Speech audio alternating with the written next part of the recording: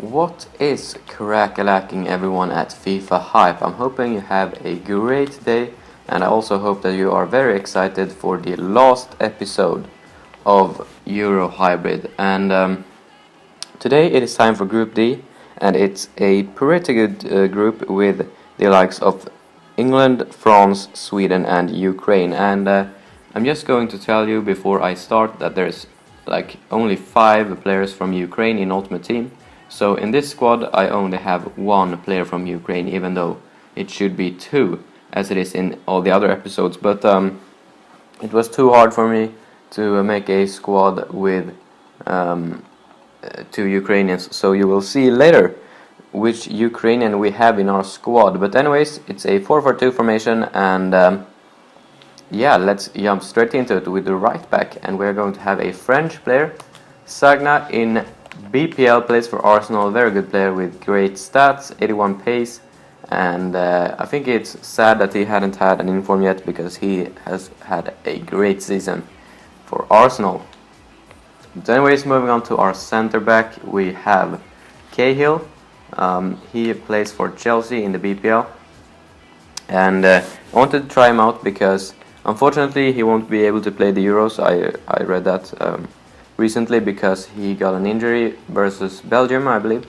But he seems like a decent player, and I wanted to try him out. But our second center back is Manzian, plays in Bundesliga for Hamburg, and he is from England, which is very convenient. Then we have another English player called Taylor. He's a goalkeeper from City. I wanted a silver keeper, and he was the man for me. Just a cheap buy, cost me like 950 coins, and that is not too shabby. Moving on to our left back, we have our first Swedish player called Vent.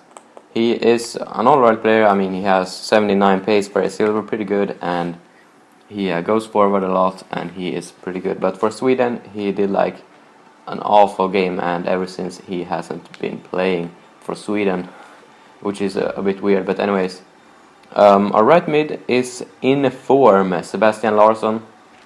Many of you probably know him because he plays in the BPL for Sunderland.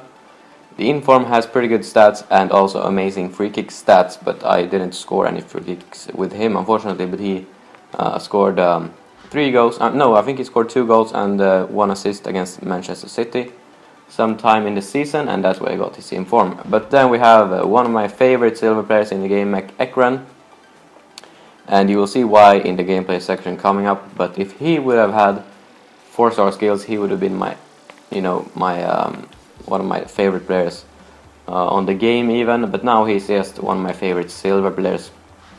Moving on, we have Timoshuk, our only Ukrainian player, plays for Bayern Munich in the Bundesliga. Pretty good stats, and he is a defensive unit, but not it is not too much to talk about him. Then we have Ribéry, our second and last French player, 91 pace, 78 shooting, 5-star skills. He is amazing, one of my favorite players in the game. Then we move on to our 2 strikers. First off, we have Marcus Berg. He's pretty good and actually scored me a few goals, but yeah, I mean, he's pretty decent, and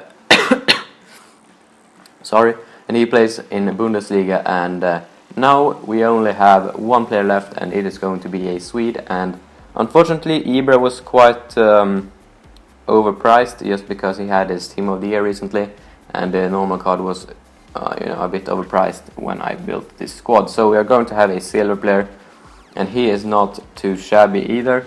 We have Tobias Hysén, and he is pretty good with 84 pace and 69 shooting. So that is the squad for you. Hope you enjoyed this squad builder section, and I will leave over to myself with some gameplay.